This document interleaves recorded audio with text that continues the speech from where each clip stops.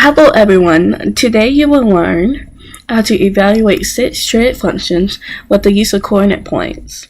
By the end of this video, you will be able to solve all trig functions with just one coordinate point given, and be able to solve the rest of the trig functions if you are just given a trig function.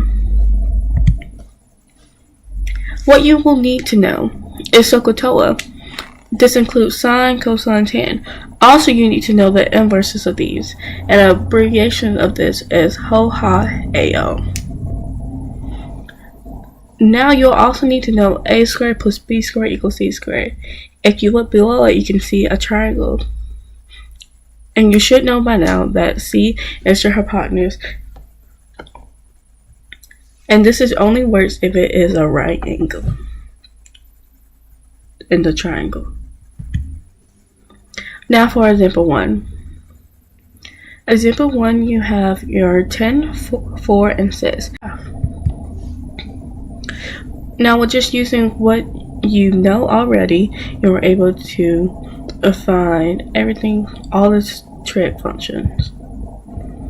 For your sine, you originally get 8 over 10, but you'll be able to reduce that to get 4 over 5. Next you have 6 over 10, which is reduced into 3 over 5, 8 over 6, which is reduced to 4 over 3, 10 over 8, which is reduced to 5 over 4,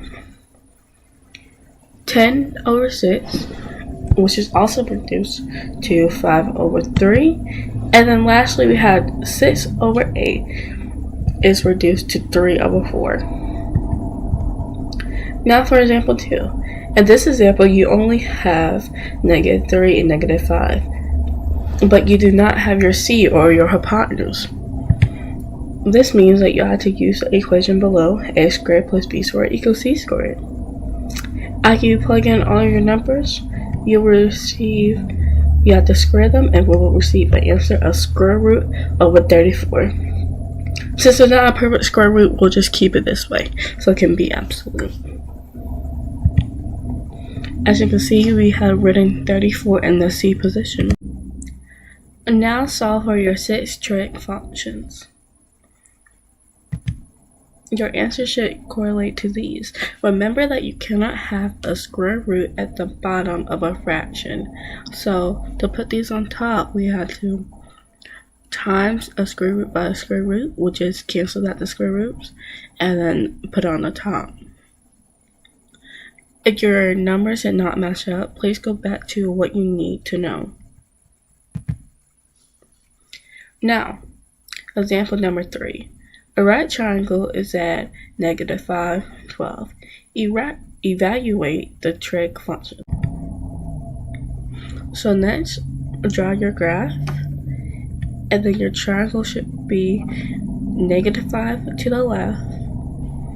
So 5 points to the left, and then up 12, because it is a positive 12 and then a -5. Remember that your angle is going to be the closest to 0, and then you'll have your 9 degrees. Now, since we do not have the hypotenuse or c, we have to do a squared plus b squared equals c squared. And finally, you get 169 equals c squared, and you will have to square root 169 to come up with the answer of 13. With that, you are able to do your 6 trig functions, which should end up being these numbers. Remember to keep the negative because you're -5, and do not drop that negative sign. Now lastly, for our challenge problem, given that tan is 7 over 3, evaluate the trig functions and graph. Right here is our graph. We went to the right 3 because it was positive, and up positive 7. Now this, as you can see, we also don't have our c, so we have to do a squared plus b squared equals c squared to find that out. For our answer, we get square root of 51. And then next we have to find our 6 trig functions.